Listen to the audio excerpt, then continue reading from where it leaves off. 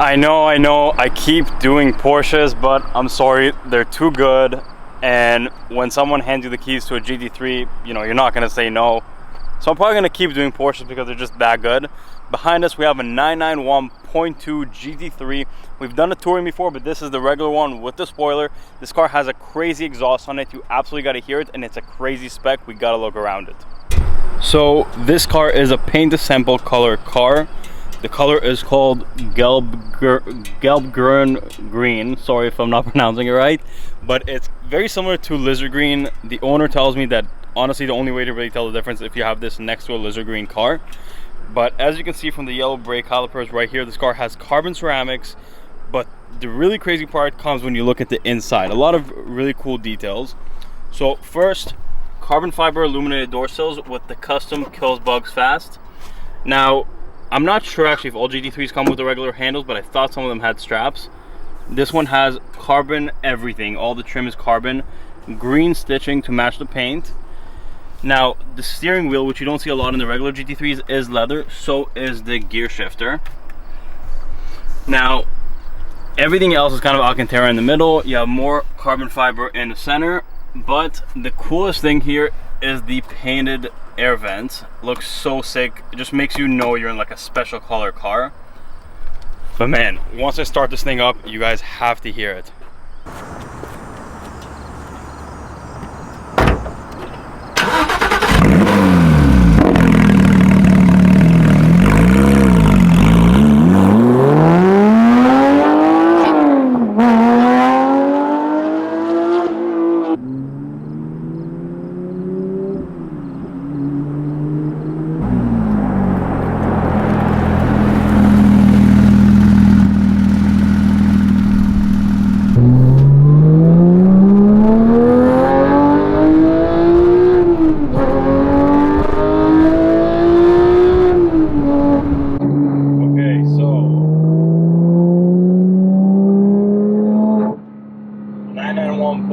GT3. We did the touring, but this is a regular one with a crazy exhaust, and it is a crazy spec as you guys saw. Hold on, train tracks.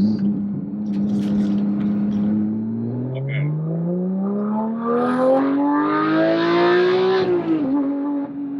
Yeah, the exhaust sounds absolutely insane, and it gives the car like a new character, a new personality. It's not the same thing as a regular one.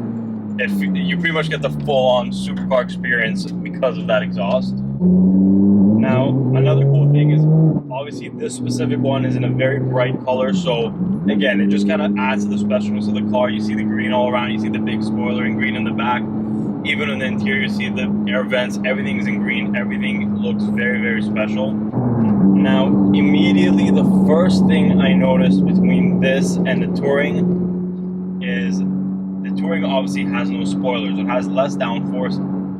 When you go around corners in the touring, it feels like the back wants to slide out. And it feels kind of more playful and stuff, whereas this feels like a serious track car, like it has some serious capability around corners. And again, you just get more of a serious type of car vibe from this. It's pretty similar to the touring, but yeah, it feels it can get away with doing more stuff. The rear wheel steering really works well with that spoiler to kind of keep you planted. But the thing I love about the 991.2 is how good and how predictable kind of everything is. You're never scared you're going to do anything to mess you up. You don't think you might die around the corner. You gotta know what the car is going to be able to do, what you're going to be able to do, and realistically the car can do more than you. And you're not afraid to push it around corners. You're not afraid to push it in general. The car feels so solid, so steady, like it just wants to do this all day long. They're just built so well, they handle so well. It's one of the best sports cars I've ever made for sure. Now, I was thinking, if I had to choose any car to have on like a country road like I'm on now, you know, some nice turns and stuff, I think there's not much I would choose other than 911s. Like anything that's like crazy or $1 million cars or whatever, you don't necessarily get anything more. If anything, you get less around corners and stuff because you're kind of scared. Those cars are usually high power cars, and you know they're a lot more intimidating on like, you know, country roads. I think the only two cars on roads like this I choose are 991 going to a GT3 or 997 GT3 RS. Look, oh, look at these corners. It just goes.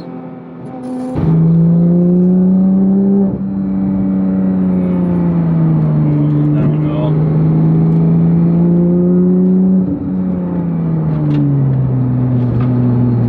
Now, the one thing I really like about the 991s is I feel like they're the most solid built cars. They're the best. You just feel like you're in the best car when you're in them. Crap, we just got screwed over a nice corner with our black car. Holy shit, this is steep. So they're the best built cars, I feel like. I think 997 is a great driver's car. I think it's the best driver's car. But it's feeling a little bit cheap. It feels kind of bouncy. It doesn't feel as solid as these. The 992s just got too big to the point where they had to stiffen up the GT cars but keep them big, and it doesn't feel right. I think 997 is a more driver involved car. You kind of get more excitement out of it. But as a well built, well done car, I think this is the best one. Just everything about it is kind of perfect. Sound. I can't get over that sound. Now, I think the market kind of supports my theory with the fact that this is better than the 992. Yes, the 992s are going for crazy money right now. If we're talking Canadian dollars, over $400,000 for a 992, and these are $100,000 less.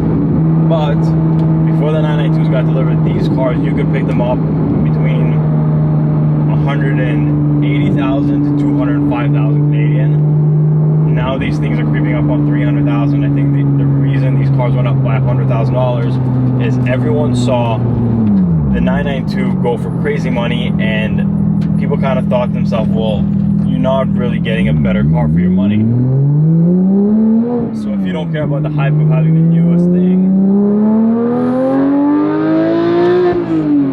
you're better off getting one of these. And because of that, the competition on these really went up. So now everybody's kind of trying to get the same cars. So the market went up by about 100 grand.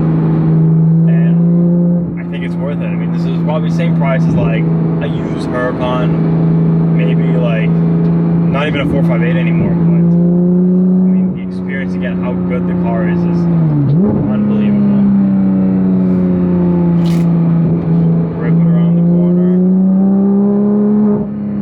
Steady. With the touring, you'd feel like the back might slide out a little bit. No, it does.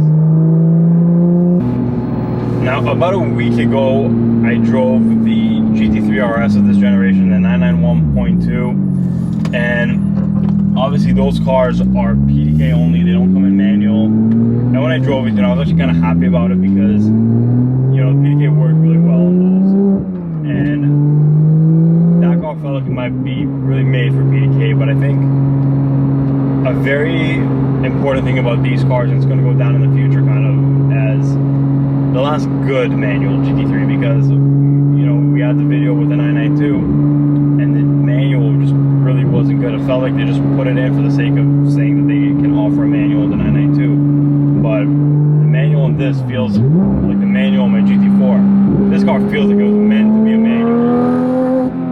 It works so well with everything. I can't believe how good this thing is.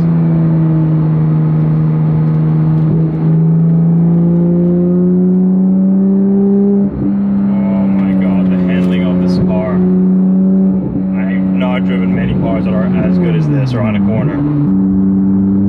So what I actually really like about the 991 is, in my video that I posted, like the last one that yesterday or 2 days ago, was a 997 GTS, and in the 997 generation, the GT3 was not a drivable, like everyday type of car. It was a hard car to drive, heavy clutch, heavy everything, so you didn't want to drive that car every day. With the 991, it became a lot more drivable. I don't think there's much of a need for a GTS with this generation, because you could daily drive a GT3 no problem. This one, for example, has a pretty good amount of kilometers on it, and they feel solid. They're easy to drive. Like, if I got stuck in a down bumper to bumper traffic, I really wouldn't mind. It's not the end of the world, even with the manual. So I like that they did that. Honestly, there's not really much of a need for a GTS anymore, like for as a daily. And the build quality of the interior just went up like crazy.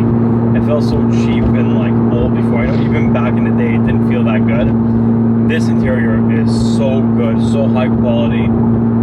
You know, it doesn't wear out. It's so nice, and also the customizations on the GT cars starting in the 991 generation are unbelievable.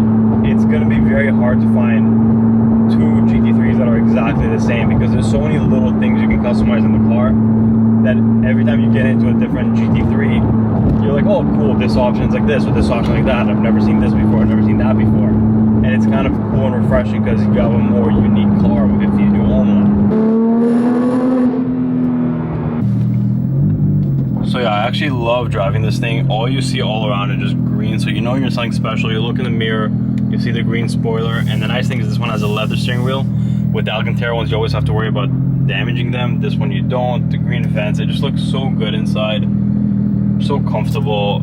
I mean, can't really get better than this. So that's it for the 991.2 GT3. Honestly, I can't believe how good these cars are. They're so well made, so solid. It just feels like you can just push them forever. The one thing is, 997 would be a little bit more fun, but they're just not as well built, not as reliable, not as easy to drive as these cars. 992 got a little too big, a little too fat, so this is kind of a pretty good sweet spot for like an everyday fun driver, and I can't believe how good this car is. But yeah, that's it for this video. I'll see you in the next one.